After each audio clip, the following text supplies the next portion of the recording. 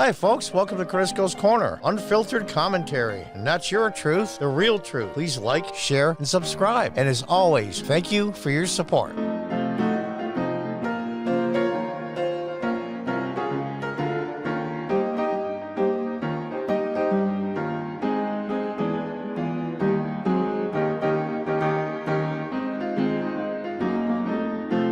Welcome back from Newsweek.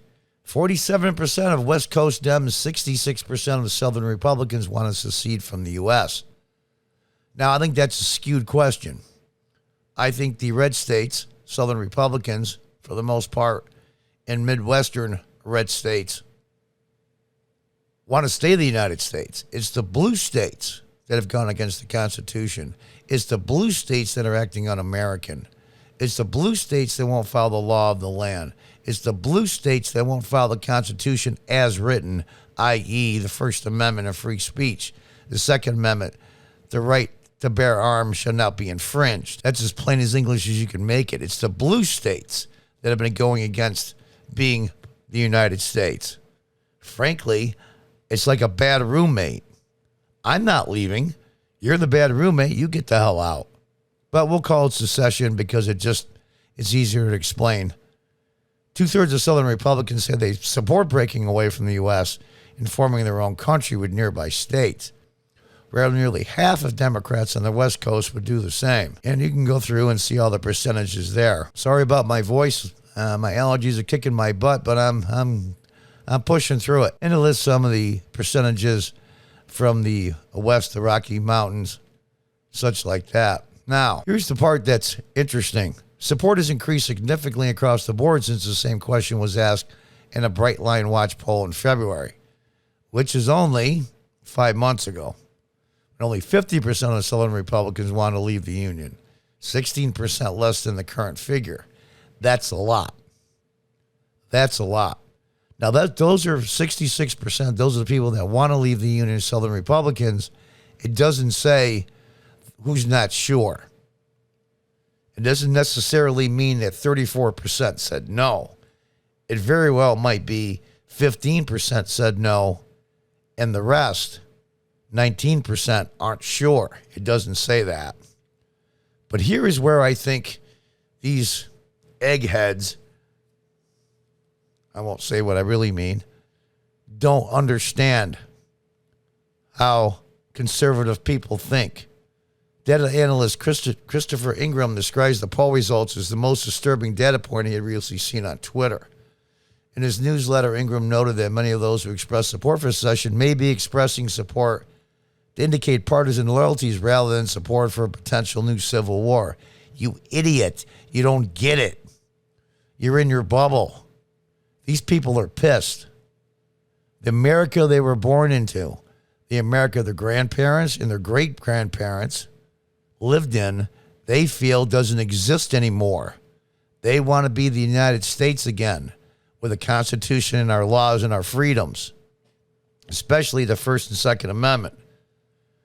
They've been watching for a whole year, tens of thousands of people in big cities all over the country, all run by Democrats, burn and loot, cause $5-6 billion plus in damage, not counting how many hundreds of thousands of lives were destroyed and how many deaths occurred.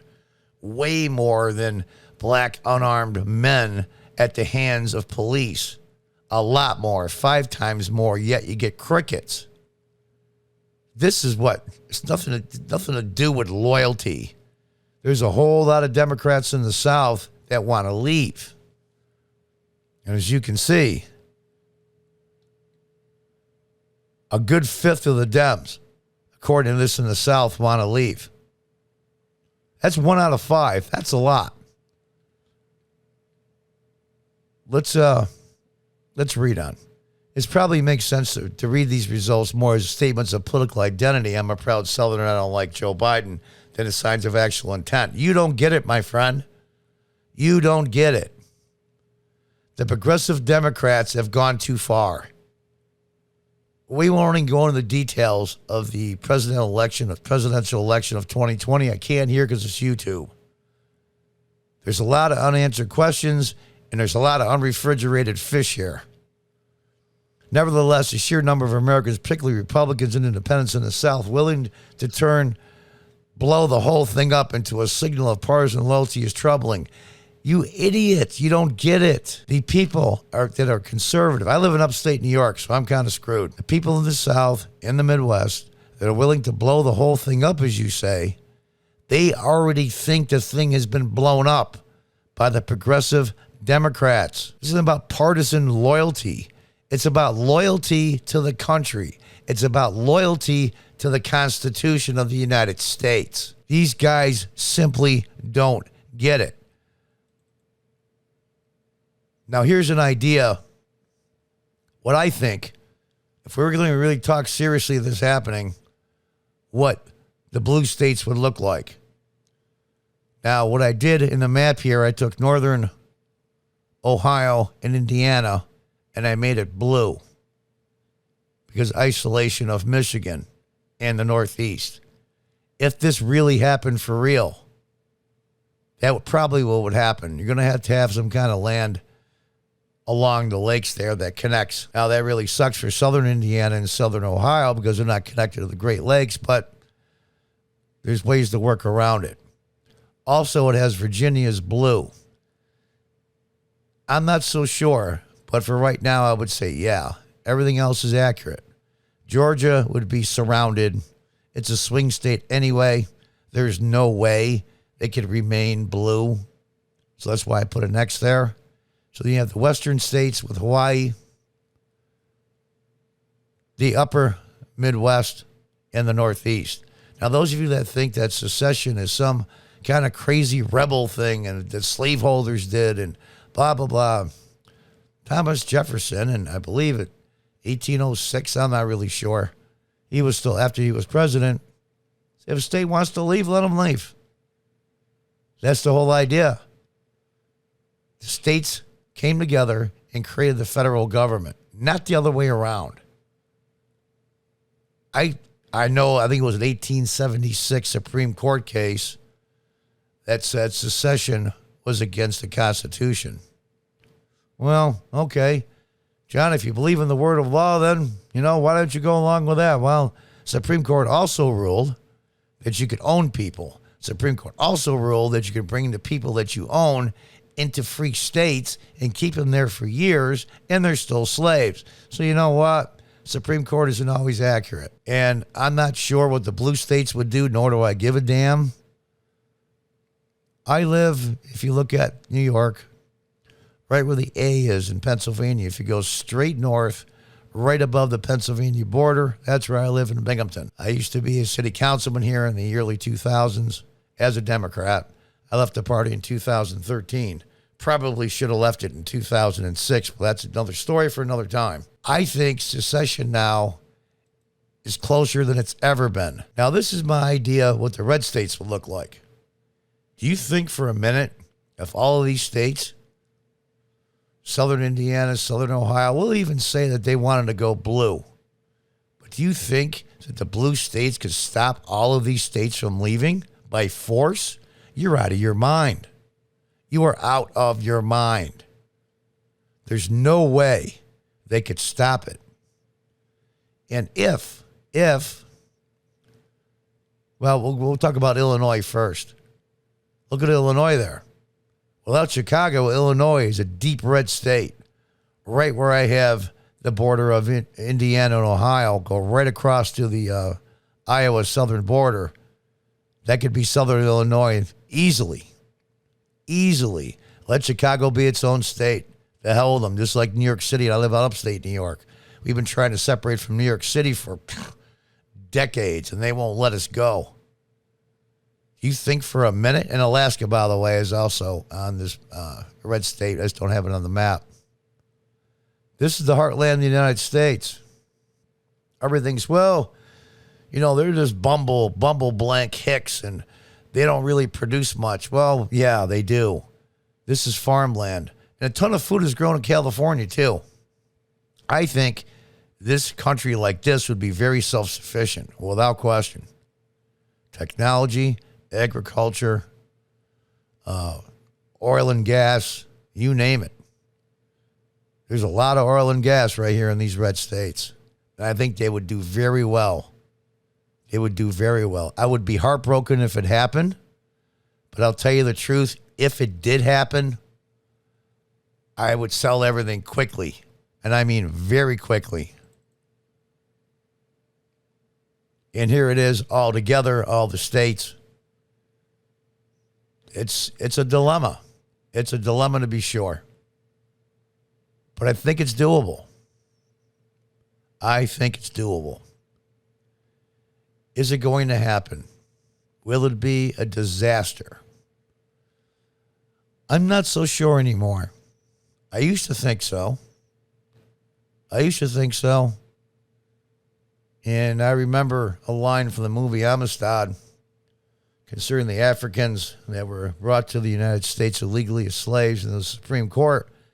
John Quincy Adams said towards the end, I'm not sure how historically accurate it was, but sure reflected the thinking of the time. If the Amistad Africans were found to be free men, that it would start a civil war. And he said, if a civil war starts, then let it come. And let it finally be the last battle of the American Revolution. Would we still be a world power? When I say we, not so sure what would happen on the world stage. It certainly would make China stronger. But I think the blue states and the progressive Democrats are the ones that hold the key to not this not happening. We're going to have to see. But they're not going to back down because they are scared to death. They care more about power and temporary control than the history of the country, or the future of the country, I should say. This is a huge deal. I'm beginning to slowly evolve into the fact that I don't think it would be the end of the world. I really don't. In fact, I have a place to go to tomorrow, and it would be a pretty mass migration.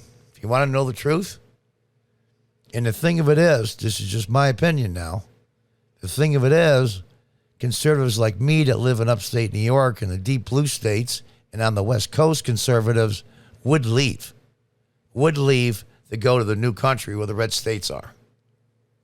I doubt very much if even progressive Democrats in the deep South and the Midwest would move to the blue states. It would be interesting. It's the blue states that would lose the majority of the population, not the red states. But we're going to have to see. I used to say it would break my heart if it happened. I'm not so sure anymore. I know I keep repeating myself, but I don't know how to express this, that I think inch by inch and slowly but surely, I'm beginning to warm up to the idea of it happening. That the only thing that just breaks my heart is the greatest experiment in self-governance in the history of the world. Would that come to an end? The United States as a concept? I don't think so. Because the red states would still have the original Constitution. They would still have the original thoughts of the founders.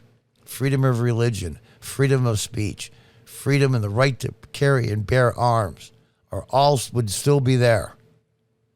We would still be the freest, richest country in the world. Both countries. Maybe we can do some kind of coalition. I'm not sure.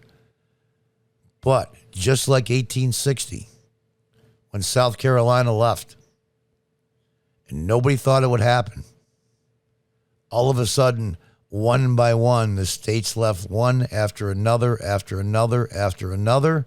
It came quick, and no one could stop it. Once the ball started rolling down the hill, it was forever done. And 4 years later, 650,000 Americans were dead and over 1 million wounded and maimed.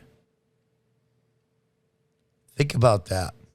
You progressive Democrats out there, Your ideology is poison. And free-thinking people will not put up with it. And if they have to bear arms to protect themselves from your ideology, they will. Make no mistake. This is about freedom, not about partisan politics. And until the next time, folks, goodbye and good luck.